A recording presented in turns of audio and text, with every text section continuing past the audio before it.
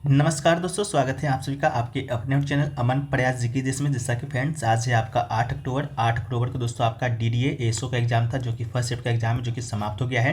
तो first shift में आपके जीके जीएस के पोर्शन से क्या क्या प्रश्न पूछे गए थे, उन सभी प्रश्नों के साथ मैं उपस्थित हो गया हूँ। तो सभी प्रश्नों को देखेंगे, साथ में कुछ एक्स्ट्रा फैक्ट्स को भी देखेंगे। ठीक है, तो चलिए वीडियो को स्टार्ट करते हैं। इसका जो पीडीएफ है आपको टेलीग्राम पर मिल जाएगा, तो लिंक डिस्क्रिप्शन में दिया गया है, आप लोग जाकर वहाँ से ज्वाइन हो जाइएगा। ठीक है, तो पहला जो प्रश्न देखिए पूछा गया है वो आपका कि 2011 की जनगणना के अनुसार महिलाओं की साक्षरता दर कितना था। ठीक है, तो महिलाओं की साक्षरता दर आपसे पूछा गया था, तो इसका जो राइट आंसर है वो दोस्तों आपका 65.46% आपका इसका राइट आंसर हो जाएगा।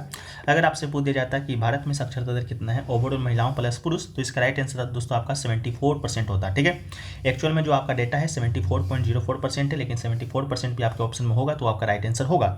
इसके अलावा पुरुष का साक्षरता दर अगर आपसे पूछ दिया जाता है पुरुष का साक्षरता दर कितना है, तो पुरुष का साक्षरता दर 282 पॉइंट कुछ है, लेकिन आपको 82% याद रखना है। ठीक है, इसके अलावा अगर आपसे पूछ दिया जाता है कि भारत में सबसे ज़्यादा साक्षरता वाला राज्य कौन सा है, जहाँ पर सबसे ज़्यादा साक्षर है, तो वहाँ वो आपका केरल हो जाएगा। इसके अलावा सबसे कम साक्षरता वाला जो जिला राज्य है वो दोस्तों आपका बिहार हो जाएगा। इतना आपको याद रखना है। ठीक है, चलिए वीडियो में आगे बढ़ते इससे पहले दोस्तों आपको बता दें कि जो लोग भी मॉक टेस्ट देना चाहते हैं उनके लिए एक सुनहरा मौका है टेक्स्ट बुक के ऊपर। टेक्स्ट बुक में दोस्तों आपका सफलता की उड़ान नामक सेल चल रहा है, जो कि आपका 6 से 10 अक्टूबर के बीच है, जो कि चलना है।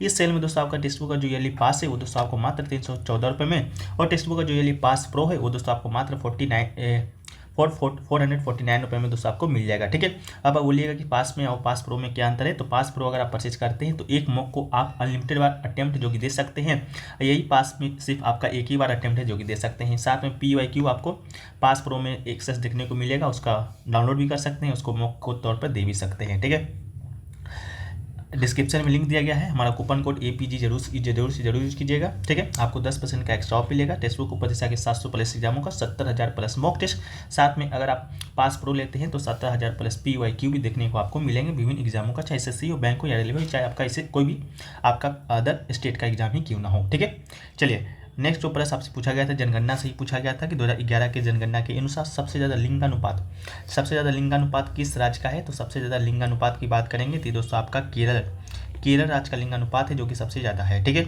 इसके अलावा आपको बता दें कि लिंगानुपात होता क्या है, तो लिंगानुपात की बात करेंगे तो दोस्तों आपका 1000 पुरुष पर महिलाओं की संख्या की गणना को ही हम लोग लिंगानुपात करते हैं। तो केरल का भारत में सबसे ज़्यादा केरल का है, वहाँ केरल का लिंगानुपात की बात करेंगे तो 1084 महिला है। ठीक है, 1000 पुरुष पर 1084 महिला है। ठीक है, तो सबसे ज़्यादा केरल का है।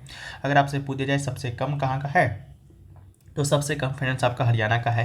हरियाणा की बात करेंगे तो वहाँ का लिंगानुपात 1000 पुरुषों पर सिर्फ आप 877 महिला हैं। ठीक है, इसके अलावा सबसे उच्चतम लिंगानुपात वाला केंद्र शासित प्रदेश अगर आपसे पूछ दिया जाए तो केंद्र शासित प्रदेश में आपका पौंडीचेरी हो जाएगा।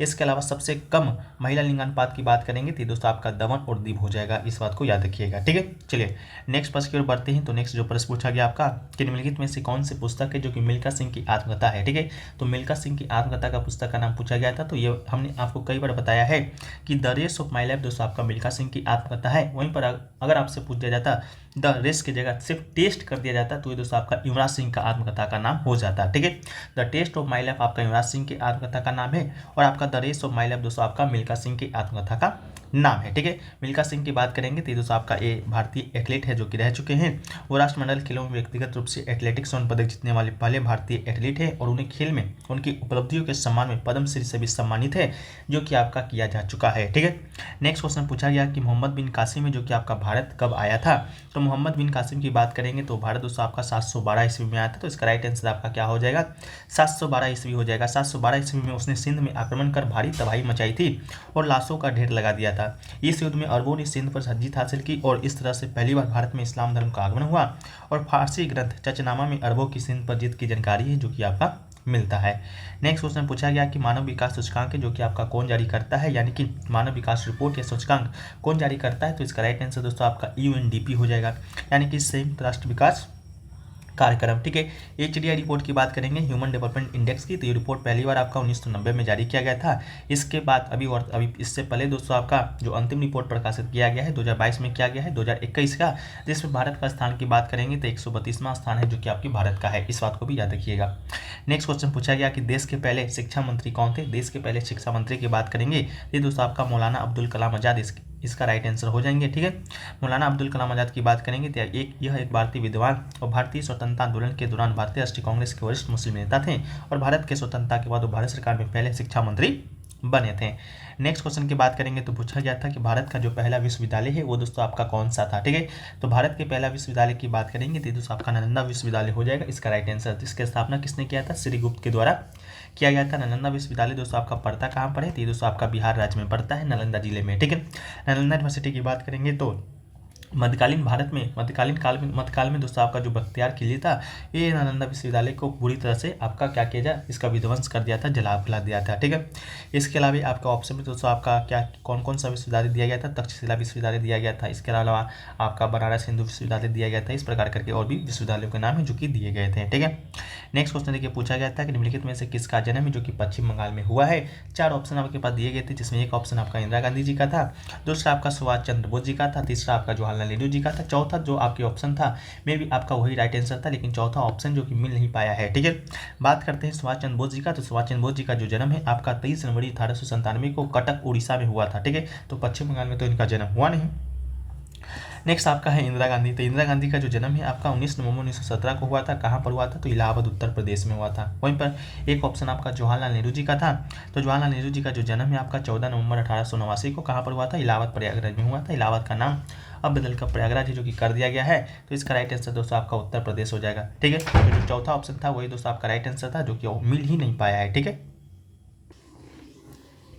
नेक्स्ट जो क्वेश्चन आपसे पूछा गया था फ्रेंड्स कि भारत का कौन सा जो पड़ोसी देश है वो आपका हिमालय में स्थित है। ठीक है, तो ऑप्शन में आपका भूटान, पाकिस्तान, बांग्लादेश और मालदीव दिया गया होगा। ठीक है, तो इन चारों में अगर आपको ऑप्शन दिया गया होगा तो इसका राइट आंसर दोस्तों आपका क्या हो जाएगा?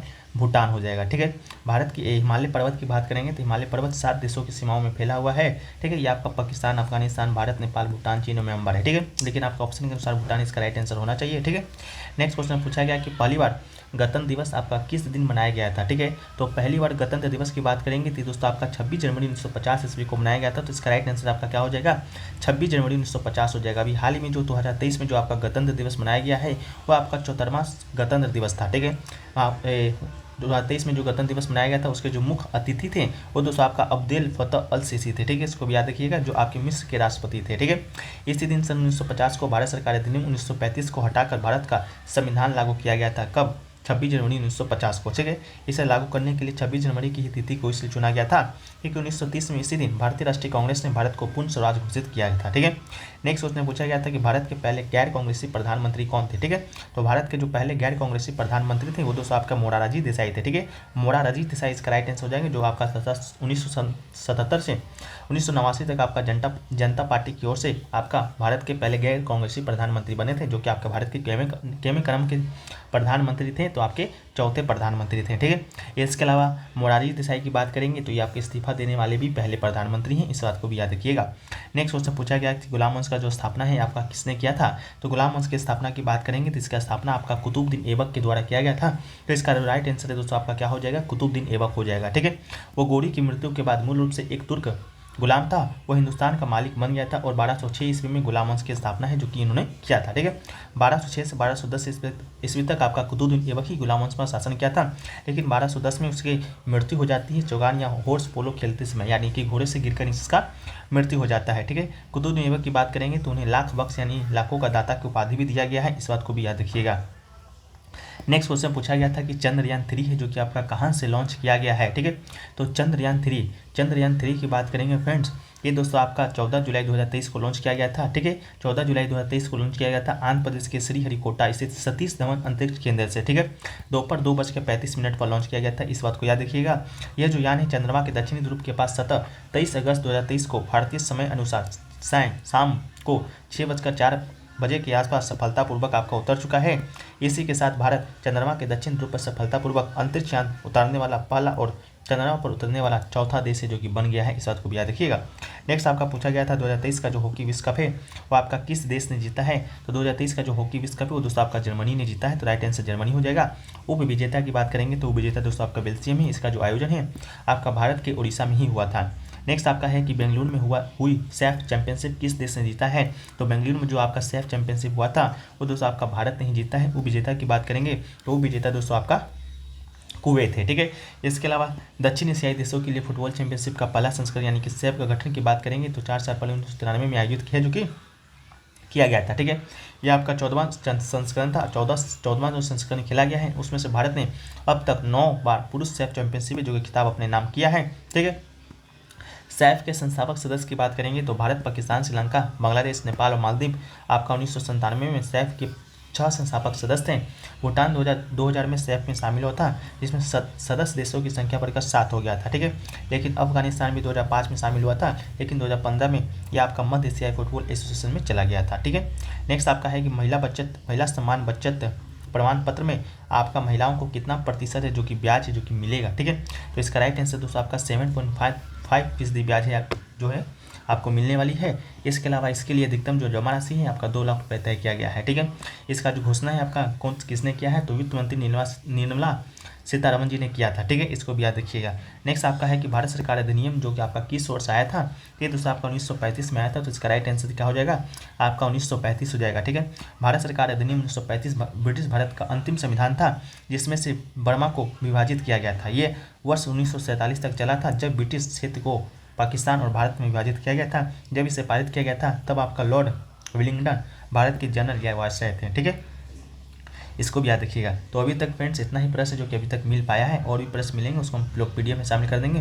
PDF आपको टेलीग्राम पे मिल जाएगा, टेलीग्राम का लिंक डिस्क्रिप्शन में दिया गया है, तो आप लोग जाकर वहाँ से जरूर ज्वाइन हो जाइएगा। अगर आप टेस्ट बुक मॉक देना चाहते हैं तो इस ऑफर का लाभ उठा लीजिएगा, डिस्क्रिप्शन में लिंक दिया गया है, कूपन कोड APG जरूर से जरूर यूज कीजिएगा। ठीक है, मिलते हैं हम लोग दोस्तों नेक्स्ट वीडियो में, जब तक के लिए जय हिंद, जय भारत, वंदे मातरम, भारत माता की जय। ठीक है।